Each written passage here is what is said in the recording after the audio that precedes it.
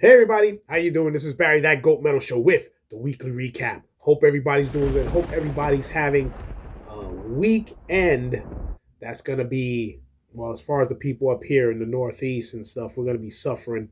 They're talking about some fucking big ass snow coming. They're preparing for like I think they said between 10, 18 inches, something like that. I don't know.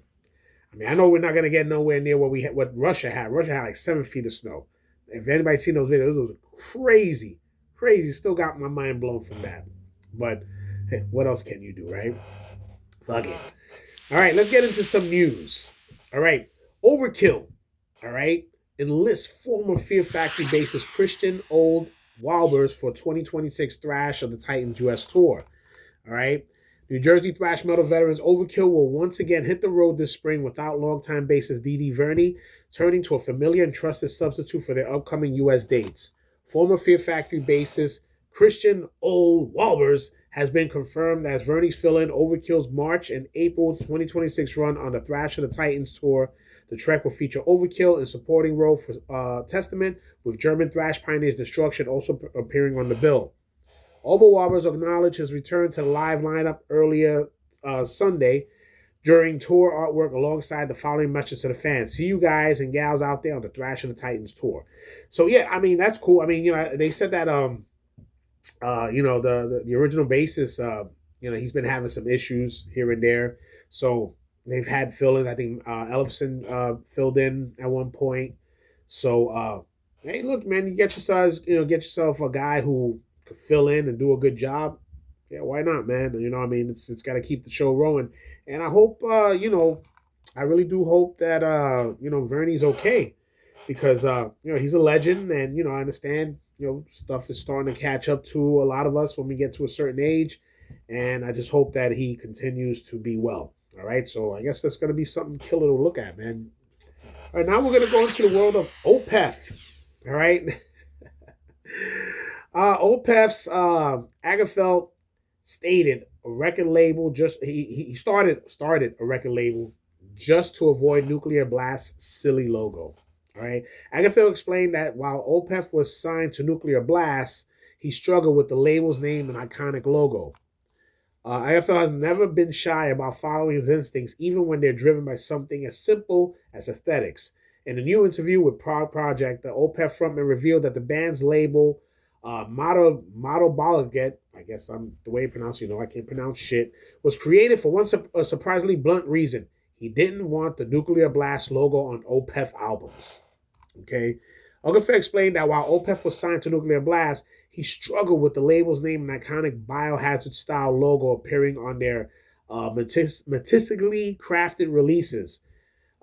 We stated it as it's silly story, actually, Agafel said, because we were signed to Nuclear Blast Records. I always thought Nuclear Blast sounded silly. I didn't want it to say Nuclear Blast on the record. So, I mean, that look, if it bothered him that much, I mean, you were with them for so long, you had Nuclear Blast put out all your stuff, and now you decide you want to do a record label. I get it, whatever. So let's just hope. Yeah, I'm sure he pretty much is gonna go and then re-release all their old albums on his new label. And he was asked if he was gonna sign any bands. He says he might just do that as a retirement thing. I guess he'll become a label head and sign bands. Sounds like a good retirement. But damn, just because of the Nuclear Blast logo, whatever, man. Yeah. So that's some of these bands who are struggling trying to get on a label. They won't give a shit what the hell it has, as long as they get a label to support them. But hey, whatever. I guess that's what it is. Start your own label then, if that's the case, right? All right, now we go into the world of Massacre. All right, they're going to release. They're going to release and re-record Inhuman Condition and From Beyond. Have them all in one album. All right.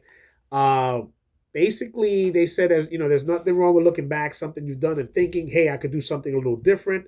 Florida Death Metal Massacre wants to do something different to some of their older material, particularly from their official releases from the early 90s, like a best of collection of sorts. The Vets plan on dropping compilation of re-recorded versions of select singles from 1991's From Beyond and 92's Inhuman Condition. This is what they said. I understand that re-recording these songs may make some fans uncomfortable. These tracks come from a specific time in our history, and nothing can ever replace the original recordings. Those versions are sacred, and they will always be there for fans to go back to. This was never about erasing the past or trying to undo it. It comes from respect for the songs, for the fans, and for what this music has meant over the years. The release is simply a celebration of those classic tracks, revisited with the experience, passion, and intensity that still drives us today. The originals remain untouched. This exists alongside them, not instead of them. This release is about honoring that legacy, revisiting songs that still mean everything to me and that still burn just as fiercely today. So the fans who have stood by Massacre all these years, this is for you. Take it as an intended, not as a replacement, but as a celebration. Thank you for keeping the music alive. I think that's really cool. And they mentioned something else over here, which I thought was cool. All right, they also said that they're gonna re-record also the songs that they did with Mantis. You know, when he was the original singer of Mantis with Chuck Sutherland before they became Death.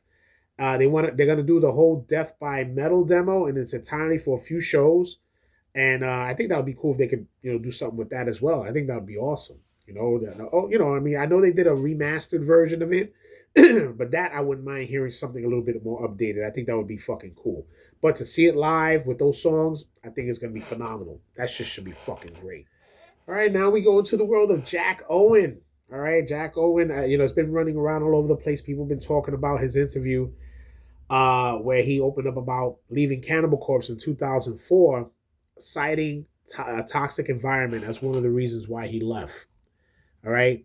In his new interview with the Growl podcast, former Cannibal Corpse guitarist Jack Owens has candidly reflected on the circumstances surrounding his decision to leave the band in 2004, shedding new light on a pivotal moment in his career. According to Owen, his departure was driven by a combination of deeply personal struggles and internal band dynamics at the time. His life was undergoing major upheaval, including a divorce and the passing of his mother. Alongside those changes, Owen revealed that tensions within the band environment played a significant role. He says, "It was a toxic environment for me," adding that managerial issues and power shifts within the band contributed to his feeling that it was time to walk. He also admitted that he never fully explained his reason to his former bandmates, choosing instead to quietly remove himself from the situation. Looking back, he suggested that the issues he experienced have only intensified in the years since. Wow. I mean, I know they did that Cannibal Corpse documentary, the big 3-disc DVD that he was on. I think it was called Decades of Cannibalism. I forgot the name of it. I know I have it. It's a really, really good documentary. And then they got another DVD with just all the live shows and videos and shit. I thought it was really cool. But he didn't really, of course, I guess he was just trying to look back on his time with Cannibal Corpse and how that was going about and how everything formed with the band. But yeah, man, that's really messed up. I always, because he was one of the originals. Me, Rich, and Tone got to see them when they popped up, and Jack Owen was a cool guy, and hey, he's gonna maintain himself. He played with Deicide. I think he's back with He's back with Barnes doing the 6 Feet Under. So yeah, more power to him. But I'm sure there's some more stuff. I think he even mentioned something about him with Deicide on why he left there. But that I guess anybody dealing with Glenn could be some issues here and there. But fuck it, right? All right, now we're gonna go into some metal bonchinche. All right.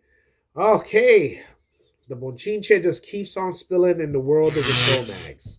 All right, ex-Cro-Mags frontman John Joseph rules out reunion, blasts Harley Flanagan for re-recording the Age of Quarrel album. All right, former Cro-Mags singer John Joseph has blasted the band's founder Harley Flanagan over the latter's decision to re-record Cro-Mags' debut album 1986's The Age of Quarrel for inclusion in the feature documentary Harley Flanagan: Wired for Chaos, which charts Harley's tremendous life and survival. Full-length re-recorded of The Age of Quarrel is expected to arrive later this year, coincide with the LP's 40th anniversary. During a recent appearance on the TNF podcast, Joseph stated about Flanagan's new version of The Age of Quarrel as described by Blabbermouth.net. "It's already recorded. None of the original members that played on the record are involved. I guess my former bass player feels whatever. I don't know why he did it. I don't know. Who cares, dude? I'm doing new music. I mean, the dude put out a 5 CD box set. I don't know. 3 of 4 years ago, and without permission of live performances. Did he take care of anybody in the band? So whatever, dude. If you need money, I don't care. I'm doing new music, and as far as I'm concerned, that's a classic record. And I think a lot of people are kind of sounding a similar vibe to the whole thing. What? Why do that? Go write some new music, dude. So whatever. So I mean, I guess there's gonna be a lot of back and forth when it comes to that. I mean, me personally, I don't think it should be re-recorded. I agree. There's one part I do agree. I think if anything, do a remaster. Do something else with it. Throw some extra live stuff or tracks, whatever, but don't re-record it. I mean, it's like I get why Harley's doing that. I guess he wants to like pretty sever himself from the original members and just have his own take on it. But it's never going to be the same, man. It's not going to have that same feel what the original did, bro. So, look, I'll hear it, and if it's good, it's good, and whatever. But as an old school fan, you want to stick to the original, and I guess that's where we're at right now. So that's pretty much all I got right now. I'm going to send it over to Rich, the silent producer. He's going to give us some updates on things. Take it over, Rich. Thanks, Barry. The New Jersey Death Fest is coming May 16th and 17th at Dingbats in New Jersey. Many bands have been added to the bill, and this is presented by Gutter Christ, Putridity, Gorgasm, Pink Mass, Final Resting Place, Gaft, Dripping, Torso Fuck, and many others. The Canal Club in Richmond, Virginia presents United Blood, April 10th and 11th, 2026, featuring Marauder, Killing Time, Breakdown, Agnostic Front, and many others. Last Nightmare proudly presents Imprecation with Pious Levis and others live in Texas at the White Swan, Saturday, April 11th. July 25th, Stonehenge, featuring Grave, Carcass, Immolation, Asphyx, and others live. April 17th and 18th in Barcelona, it will be the Winds of Agony Fest, featuring Hellhammer, Demonacy, Abysmal Lord, Caveman Cult, and many others. Gulf Coast Death Fest 5 in Houston, Texas with Gorgasm, Brodequin, and many others live, March 13th and 14th. Shamrock Slaughter Fest in Fort Wayne, Indiana, featuring Necessary Death and Artifacts, Pyrexia, Incantation, and Regurgitation. Of Thick Circling Shadows from True Black Dawn is the Tone Joker's pick of the week.